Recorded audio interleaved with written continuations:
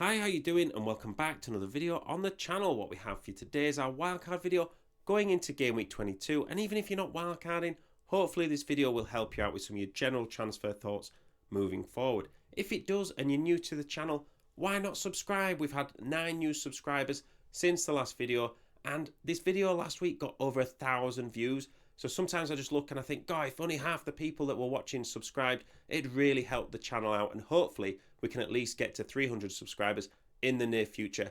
Thanks to all of you who have supported the channel so far. It really is appreciated. So let's take a look at the team, and we are recording this video on Wednesday night as the games are going on. So if there are any injuries, I will put some alternative players into the comment section.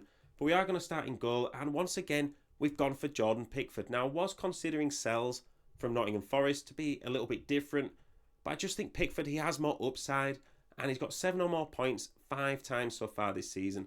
Plus, I think if you're wildcarding now, you also need to bear in mind that Everton and Liverpool have a double game week in Game Week 24 and prepare for that. You know, Pickford is probably the best Everton option. They concede shots, which means that if they do keep a clean sheet, he will also probably get some bonus points as well. Into defence and double Game Week 24 preparation is also in evidence here with Konate. Even though he's got the least upside, he is also the cheapest way into the Liverpool defence. Unless you want to risk it with someone like a Tsimikas or a Bradley, I just think he's worth it. You know, I'd rather have Konate and 2 million to spend elsewhere in the team than Trent at the moment. Elsewhere, Aina remains a great option. Forest have some tougher games coming up, but he could score big in the next 3 against Southampton, Bournemouth and Brighton. And we do have a great 4-player defence here to rotate him with if it is needed in future game weeks. Robinson keeps getting assists. He's got 6 in his last 8 games, which is incredible for a cheap defender. I know his 2 assists against West Ham kind of were a little bit lucky because he passed it to Iwobi, and both times Iwobi crossed it and it was just missed completely, and so Iwobi got the goals and therefore Robinson got the assist. But it doesn't matter how they get the points, just as long as they do, and he's been a great option all season long. Munoz and Palace have only lost 1 out of the last 11 games, and that was against Arsenal when he was suspended. They have West Ham, Brentford and Everton in the next 4, and at 4.8 million, I think he represents tremendous upside for the price. I've also put Bednarek here as the 3rd bench player. In recent videos, I've kind of gone a bit more expensive throughout the bench, and I just don't think it's necessarily needed, especially as we come out of the busy Christmas schedule. I'd much rather have a cheaper defender as my last bench option who's going to play and get me 1 or 2 points if needed, and spread the funds elsewhere, because let's face it, it's not very often that you're going to need your 3rd bench player to do anything for your team anyway. In midfield, and once again, Palmer and Salah, they reign supreme. It's getting boring at this point, I know, but I think if you're actively playing FPL, then you've already got them anyway, and you're probably captaining one of them every game week. So I just think it wouldn't be genuine for me to advise going elsewhere. I think it's just that competitive nature of FPL that you do just need to have them, even if you're looking at it from a negative point of view, as they're a safety net to stop you from slipping down the leagues any further. You just need to have them and try and get your points elsewhere through other differentials. So Gordon is another popular pick. He's actually been bought in by 1.5 million managers in the last 3 weeks, and he has 7 returns in his last 8. Now, he's not managed 2 or more returns in a single game yet this season, but I think a lot of people can say, well, he's not got that big potential to get massive points hauls in a week.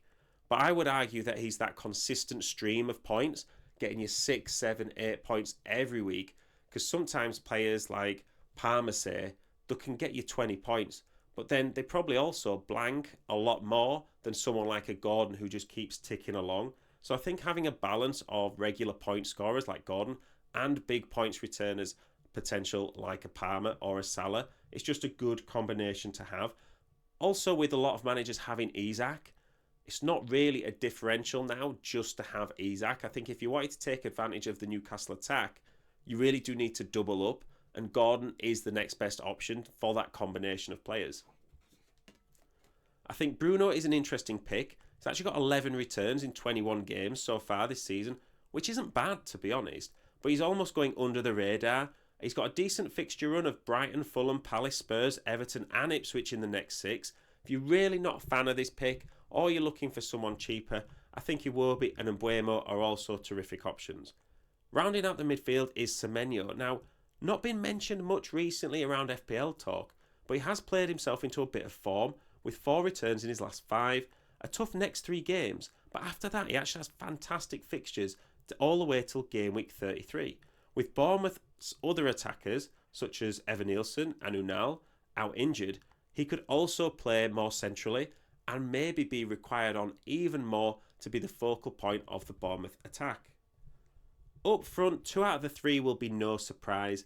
Isak remains the most in-form striker, now owned over half of FPL managers own him right now, and he's got 9 goals in his last 7 games, which is just phenomenal form for whatever the price. Even though he's gone up a lot recently, if you can afford him, I still think he's worth it.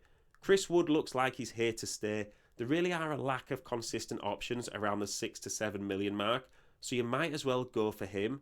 Despite only getting an expected goals total of 7 this season, he's been clinical enough to score 13 because of just how Forest play, and it really suits his strengths, which means that when he gets those chances, they're chances that are made for Chris Wood and not just any striker, which allow him to sort of outperform his expected goals.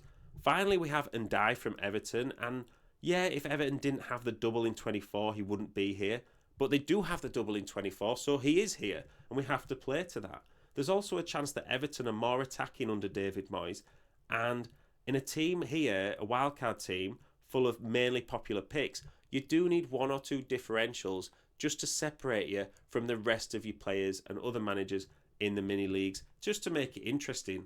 So shout out to Fantasy Football Hub. This team is once again rated at 96%, and I did have a little play about with players like I put Lewis Hall in instead of Bednarek, and I put Foden in instead of Bruno, and it was still 96% rated. So it seems to be quite a consistent theme with the majority of players that I've got in this team at the moment, forming a really solid backbone for the future weeks in FPL.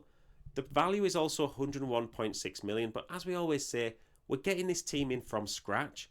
So you'll already own Salah and Palmer, probably Isak, and if you've had them for a while, you don't need to get them in. So therefore you've saved value on this team, and it hopefully makes it more affordable for everyone. So when I'm looking at the strengths of this team, it's got quite a lot of high-owned players, and that can be a weakness. But what we're talking about is combinations. So it's really good to have some high-owned players because it keeps you from dropping down the mini leagues too much, which can be happening to any of us in FPL. But B, players that own, or FPL managers that own sort of Salah, Palmer and Isak probably own 2 out of the 3, or maybe just 1 out of the 3. Less managers will own all 3, and it's that combination that therefore makes it a differential. It's the same as players like Gordon and Chris Wood. You might look at them and say, a third of FPL managers own them. That's a lot. But not a third of FPL managers are going to own both of them. So therefore, by having both as options, not only are they highly owned to sort of have you that safety net, but you know that they're secure enough picks that will probably do you well in the future. And by having them all, really have a unique combination of scoring. This team also prepares you quite well for the double game week 24. We've got some Liverpool and we've got some Everton, probably the best Everton options in my opinion. So the weaknesses can also be quite a lot of high-owned players, mainly because it just makes it a bit boring, and perhaps you want to have a bit of your unique spin on your team. And absolutely go for it. FPL is a game. So this team is designed for players who want to be a bit more competitive, within their mini leagues. But if you want to go for your different players, I absolutely recommend it and play it your own way. There's also no Man City players here, and like I said, I did try and get Foden in. We've had Savinho in the recent videos as well. I think if you were to go for someone, it probably would need to be Savinho. I just don't think that someone like Foden at 9.2 million is just worth it right now with Man City's hit or miss form. So let me know what you think about the team. Let me know if you've got any questions. Pop them in the comments. It's always great to chat FPL, and I will always get back to you as well with my opinion, for what that's worth. And please do subscribe if you've made it this far in the video as well. Hopefully we can get to 300 in the near future. Thanks for all the support. Hopefully you're having a good game week, and I will see you in the next one.